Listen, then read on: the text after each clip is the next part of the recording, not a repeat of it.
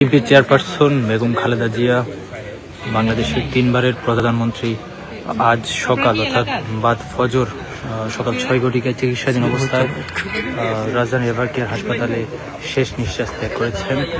তার মৃত্যুতে শোকে স্তব্ধ হয়ে উঠেছে ফেনীর তার যে পৈতৃক ভিটা ফেনীর ফুলগাজী উপজেলার দক্ষিণ শ্রীপুর এলাকা। আমরা এই মুহূর্তে অবস্থান করছি তার যে পৈতৃক বাড়িতে, যেখানে আমরা সকালে এসে যেমনটি দেখতে পেয়েছি এখানে তার স্বজনরা রয়েছেন। সেই স্বজনরা এসে ভিড় করছেন। আসলে তারা এখানে বেগম খালেদা জিয়ার রুহের মাগফিরাত কামনায় কোরআন খতমের আয়োজন করেছেন। পাশাপাশি আমরা সকাল থেকে এখানে এসে যেমনটি দেখেছি ফেনীর যে সংবাদকর্মীরাও এখানে এসেছেন। তারা বিভিন্ন গণমাধ্যমে তাদের বেগম খালেদা জিয়াকে নিয়ে এই বাড়িতে বেগম খালেদা জিয়ার যে স্মৃতি সেই বিষয়গুলো তুলে ধরছেন।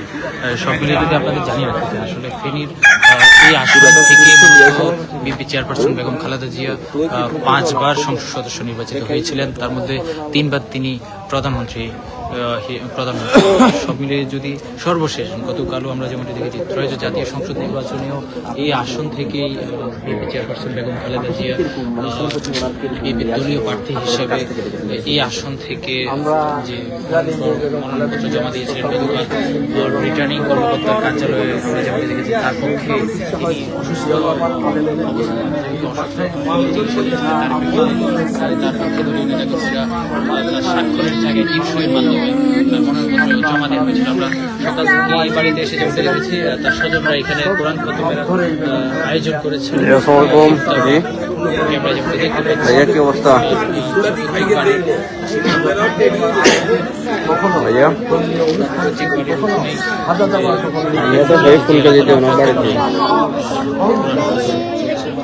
আসবেন নাকি?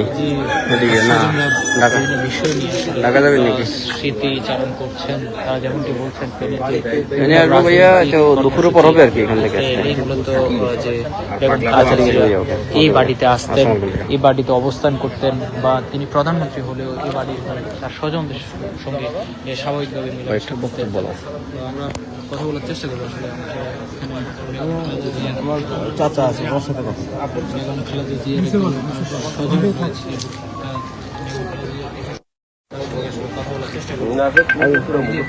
বেগম খালেদার সঙ্গে আপনার কোনো স্মৃতি মনে আছে কিনা? স্মৃতি তো অনেক স্মৃতির কথা বলা যায় না। আমি একজন প্রধানমন্ত্রী হিসাবে কত স্মৃতির কথা বলবো। একজন প্রধানমন্ত্রী এত সাদাসিধে জীবন যাপন করতেন, এত সাদাসিধে কথা বলতেন যে আমাদের সাথে যেভাবে প্রাণ খুলিয়ে কথা বলছেন আমাদের কাছে মনে হলো না যে উনি প্রধানমন্ত্রী। উনি আছে বিশাল নিরাপত্তা নিয়ে, কিন্তু বাড়িতে উঠানে যখন রাখেন উনি ওনাদেরকে ওইখানে দাঁড়া করে ভিতরে গিয়ে আমাদেরকে বলতে কেমন আছিস, বাড়ির সবাই কেমন আছে এগুলো বলতেন। ওনার স্মৃতির কোনো শেষ নাই। উনি মৃত্যুর পূর্ব মুহূর্তে ফেনী বিমানবন্দরের জয়নাল আবদিন বিবি যখন বিএনপিতে যোগ দিয়েছিলেন সেদিন তিনি এই আমাদের দিঘির একটা মাছ খেয়ে গেছেন। ওনাকে আমরা বলছি যে আমরা একটা মাছ নিয়ে আসছি, বললো তো কথা আছে নিয়ে আস। উনি পাইলটকে বললেন যে এটা রাখার ব্যবস্থা করো, তিনি রাখলেন। এটাই ওনার লাস্ট স্মৃতি। এরপরে পক্ষজনের আমলে আসলেন, নির্বাচন করলেন পঞ্চমবারের মতো। সে পঞ্চমবার নির্বাচনেও তিনি এখান থেকে আমার দাদাদের কবর জিয়ারত করে, কবরস্থানের মুরব্বীদের কবর জিয়ারত করে আবার জনসভা করেছেন। জনসভা করে ঢাকার উদ্দেশ্যে রওনা দিয়েছেন এবং ঢাকার উদ্দেশ্যে রওনা দিয়ে তিনি এখানে হিসাবে প্রতিনিধিত্ব করছিলেন এবং ওনার দীর্ঘ রাজনৈতিক জীবনে উনি ফুলগাজী এলাকা অনেক উন্নয়নের ছোঁয়া রেখে গেছেন। আপনারা দেখছেন আমাদের ওই যে চেয়ারটা আছে ওই আসতে উনি ভিতরে ওই চেয়ারটার মধ্যে বসতেন। ওনার দীর্ঘ রাজনৈতিক জীবনে উনি আমাদের অনেক খবর রেখেছেন। আমাদের এলাকায় অনেক উন্নয়নের ছোঁয়া লেগেছে। আজকে ফুলগাজী যুব উন্নয়ন ওনারই উন্নয়নের ছোঁয়া বহন করে। আজকে ফুলগাজী উপজেলা ওনারই উন্নয়নের ছোঁয়া বহন করে। এইভাবে উনি আমাদের এলাকা অনেক উন্নয়ন করেছেন, অনেক রাস্তাঘাট, মসজিদ, পোল, কারবার, মুন্সিয়ার হাসপাতাল, অনেক কিছুই করেছেন। ওনার অফুরন্ত কাজ যেন তারেক জিয়ার মাধ্যমে সমাপ্তি হয়, আমরা আপনাদের মাধ্যমে এই কথাটা দেশবাসীকে জানাতে চাই এবং ওনার বিদ্রোহী আত্মার মাগফিরাত কামনা করতেছি। আসলে আমরা শুনছিলাম বেগম খালেদা জিয়ার যে এই বাড়ির সঙ্গে, অর্থাৎ শ্রীপুরের যেই ফুলগাজী শ্রীপুরের মজুমদার বাড়ির যেই বাড়ি, সেই বাড়ি থেকে আসলে শুনছিলাম তার চাচাতো ভাই শামীম মজুমদার স্মৃতিচারণ করছিলেন এই বাড়িতেই। মূলত আমরা যেমনটি দেখতে পাচ্ছি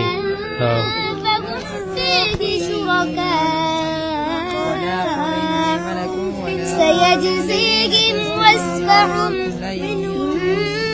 إنه حكيم عليم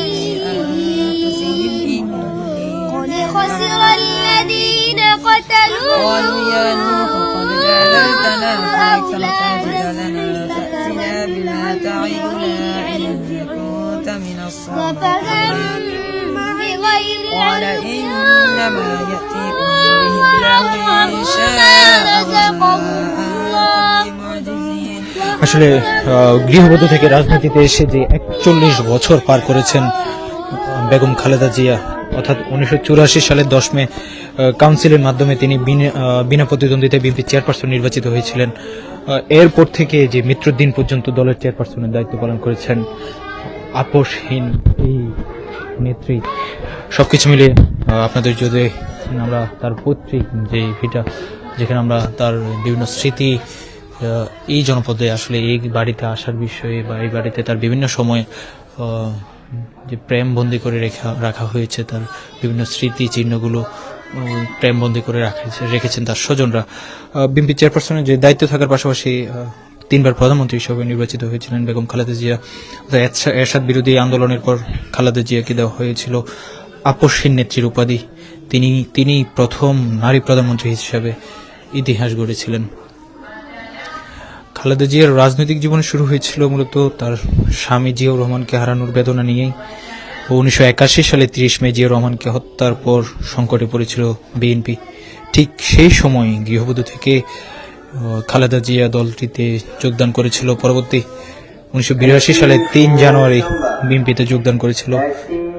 1983 সালের মার্চে তিনি বিএনপির সিনিয়র ভাইস চেয়ারম্যান হন এবং 1983 সালের 1 এপ্রিল দলের বর্ধিত সভায় তিনি প্রথম বক্তৃতা করেন। সবকিছু মিলিয়ে আসলে তার এই যে মৃত্যুকে দলের জন্য বা দেশের সর্বদলীয় ঐক্যের বিষয়ে এক অপূরণীয় ক্ষতি বলছেন এখানকার তার স্বজন, পাশাপাশি স্থানীয় নেতাকর্মী এবং স্থানীয় বাসিন্দারা। সবকিছু মিলে বিএনপির চেয়ারপারসন বেগম খালেদা জিয়ার মৃত্যুতে তার যে স্বজনদের পাশাপাশি ফেনীর জনপদেও শোকে স্তব্ধ হয়ে উঠেছে। সেই দৃশ্যটুকু ফেনী মিডিয়ার মাধ্যমে সরাসরি যুক্ত হয়ে আপনাদের এতক্ষণ দেখানোর চেষ্টা করছিলাম। ধন্যবাদ সবাইকে।